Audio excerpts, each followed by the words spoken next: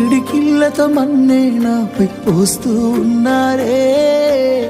తలువాలు ఒడి బియ్యాలు నువ్వోసుకోవే.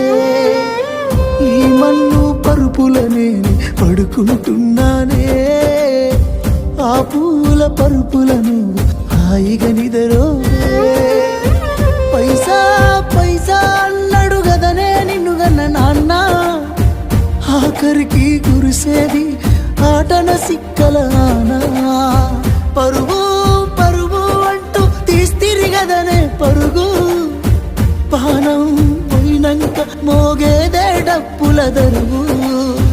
ఉండదనికే హాని పిల్ల పాపాలతోని హాయిగా బతుకేను వందేళ్ళు.